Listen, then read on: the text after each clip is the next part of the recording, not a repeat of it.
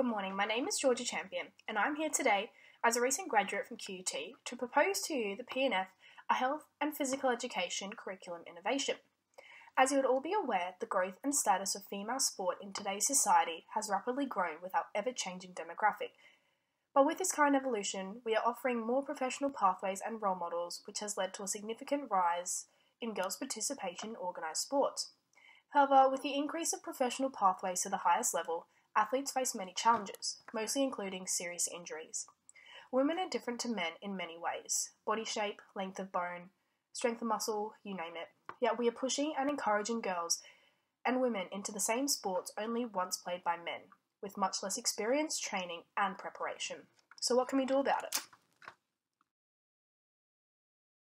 Due to the significant interest in netball amongst the wonderful girls in our school, and our growing participation rates to field teams in the local competition, I want to implement a Netball Excellence program for our senior girls in years 10 to 12.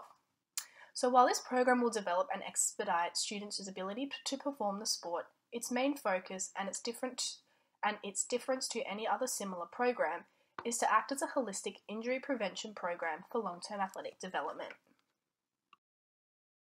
The number of youth who can expect to successfully follow the pathway from grassroots youth sport to elite professional sport is relatively small. According to the Australian Bureau of Statistics, netball participation numbers have decreased from 17.3% in 2006 to 16.2% in 2012. Whilst this does not seem too dramatic, the difference in dropout rates between males and females is significant.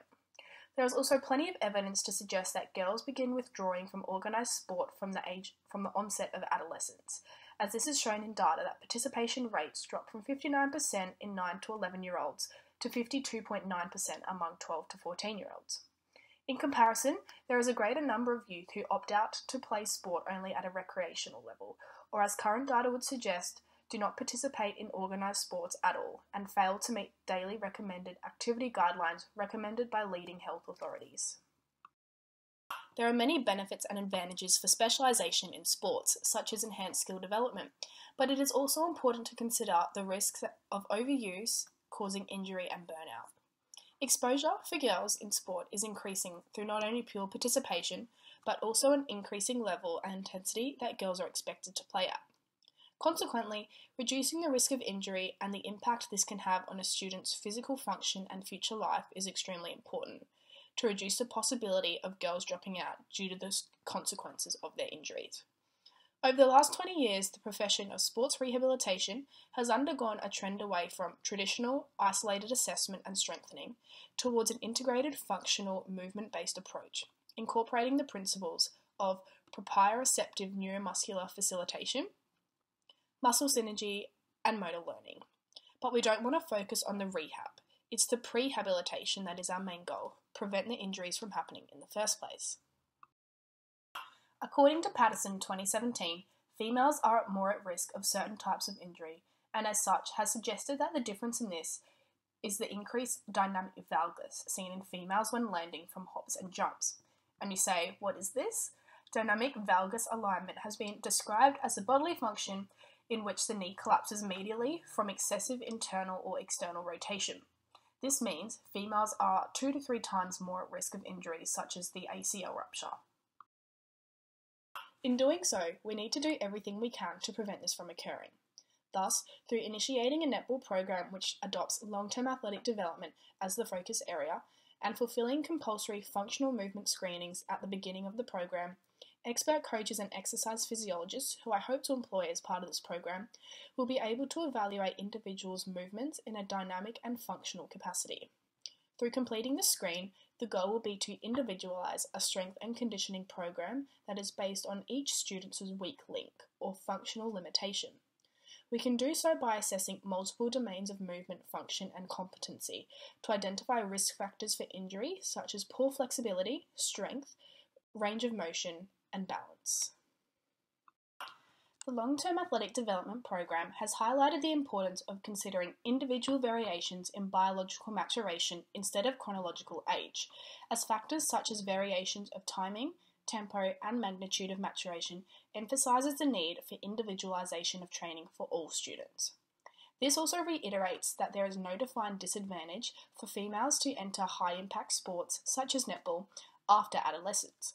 This means if we identify a girl in our school who endures a huge growth spurt and is taller than the average, she is at no disadvantage entering the high impacts of netball at year 10 than someone who started as young as, for example, 10 years old. This is applicable as long as a long-term athletic development program caters for the student's existing state of development. With this in mind, the program must reinforce fundamental movement patterns such as running, jumping, catching and throwing, etc., which can develop into the functional movement patterns and more complex and specified skills to develop their ability in netball and master physical literacy. Moreover, they will become physically literate when they have acquired the movement skills and confidence to enjoy a variety of sports and activities. This program would provide so many potential benefits of long-term athletic development as a pathway to enhance participation and overall general health and fitness for our youth. In adopting this, the aim of the Netball Excellence program will be to develop students' netball skills to a highly competitive level in a positive and supportive environment, access expert coaching and personalised training to maximise learning and performance outcomes, have the opportunity to develop teamwork and leadership skills in a variety of settings, and excel in netball whilst maintaining their performance in academic studies. In implementing this program, students' timetables will be carefully designed to ensure they can still fulfil other commitments to their work, family and social life. Students will partake in practical and theory sessions throughout the week as an alternative to their HPE class, and this will equate to about 4 hours per week. This program will align to the Australian curriculum for H and PE through the strands of moving our body, understanding movement, and learning through movement. As our timetables are structured over a fortnight period, students will complete 3 strength and conditioning sessions, as well as have 3 on-court sessions and 2 theory lessons.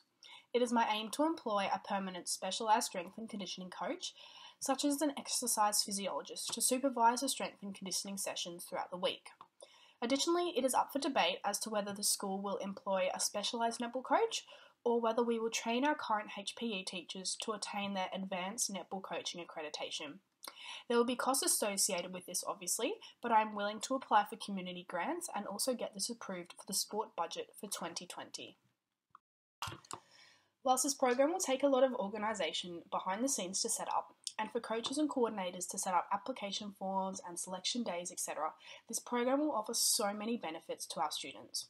Throughout the course of the year, they will be offered to attend carnivals and tournaments, have access to expert coaches, and be able to travel with their peers to attend Queensland Firebirds trainings and games. As mentioned previously, through participating in an introductory functional movement screen, athletes will be able to work on their limitations to better their physical capabilities and performance on court. They will have a better understanding of how the body works and what factors are important in maintaining good health and nutrition. If this program was to be approved by yourself in this group and the principal, there are many factors in which I will investigate and measure to ensure the program is running to the best of its ability and is overall successful. Factors include whether it's positively or negatively affecting other aspects of students' life, if the sessions are encouraging and students are maintaining their attendance, if this program has attracted any other new students to the school, and whether the students are happy to be involved and are gaining a sense of belonging from the program. If this program continues for years, then it would be my aim to measure how successful it is in preparing athletes for professional pathways.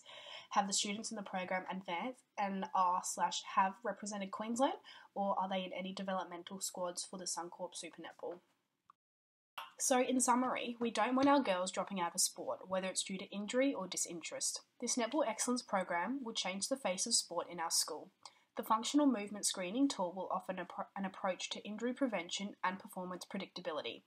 It will be our emphasis and goal to advance students' skills, physicality and game sense, along with creating a well-educated, well-rounded and mentally strong athlete. I want to thank you all for coming out here today and listening to my proposal. Thank you.